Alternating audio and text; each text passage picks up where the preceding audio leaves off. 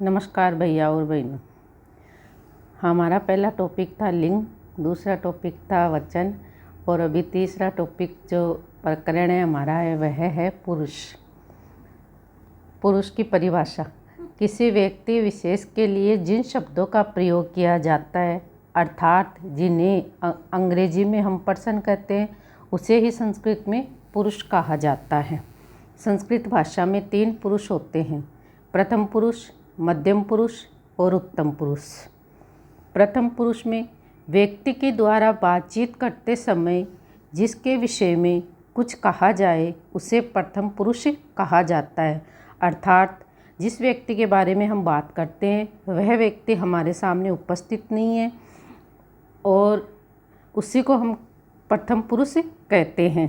इसमें प्रथम पुरुष की क्रियाओं का प्रयोग प्रथम पुरुष के कर्ताओं के साथ ही होता है। यानी क्रिया का प्रथम पुरुष की क्रिया होती है, जैसे प्रथम पुरुष की एक वचन की क्रिया पठती है वैसे ही कर्ता स है, तो प्रथम पुरुष की क्रियाओं का प्रयोग प्रथम पुरुष के कर्ताओं के साथ ही होता है। जैसे सह यानी वह, तो यानी वे दोनों और ते यानी वे सब। उसी प्रकार दूसरा है मध्यम पुरुष। मध्यम पुरुष व्यक्ति के द्वारा बातचीत करते समय जो सुन रहा है उसे मध्यम पुरुष कहा जाता है। अर्थात जैसे मैं आपके द्वारा बात कर रही हूँ और आप इस बात को सुन रहे हो तो वह कहलाता है मध्यम पुरुष।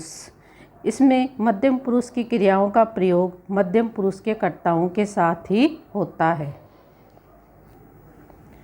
जैसे त्वम, तुम, युवाम, तुम दोनों, यूयम, तुम सब।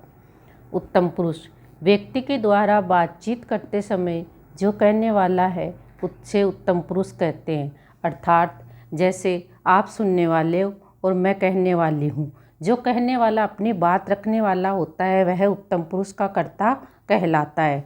इसमें उत्तम पुरुष की क्रियाओं का प्रयोग उत्तम पुरुष के कर्ताओं के साथ ही होता है। जैसे अहम, मैं, आवाम, हम दोनों, वयम, हम सब, ये सब उत्तम पुरुष के कर्ताओं में आते हैं। कुछ महत्वपूर्ण बात है, ध्यान दीजिए। भवत, आप शब्द का प्रयोग, भवत का अर्थ होता है आप शब्द का प्रयोग संस्कृत में हमेशा प्रथम पुरुष में ही होता है। इस प्रकार संस्कृत में 9 कर्ता होते हैं तथा 9 ही क्रियाएं होती है। उसमें प्रथम पुरुष के कर्ता के साथ प्रथम पुरुष की क्रिया का व मध्यम पुरुष के कर्ता के साथ मध्यम पुरुष की क्रिया का, उसी प्रकार उत्तम पुरुष के कर्ताओं के साथ उत्तम पुरुष की क्रियाओं का प्रयोग किया जाता है। इन पुरुषों का हम इस प्रकार समझ सकते हैं पुरुष बोधक चक्र के आधार पे। जैसे पुरुष होते हैं प्रथम पुरुष, मध्यम पुरुष और उत्तम पुरुष। इनमें 3 वचनों में होते हैं, एक वचन, द्विवचन और बहुवचन। प्रथम पुरुष में एक वचन में सह, वह, यह पुल्लिंग का है, तो, वे दोनों पुल्लिंगवाचक, ते, वे सब पुल्लिंगवाचक यानी पुरुषवाचक शब्दों के लिए इनका प्रयोग किया जाता है। उसी प्रकार स्त्रीलिंग में सा, वह स्त्रीलिंग में किया जाता है। 2 के लिए आता है ते और वे सब जो बहुवचन में होती है और बहुत सी संख्या में होती है उनमें स्त्रीलिंग में प्रयोग आता है ता।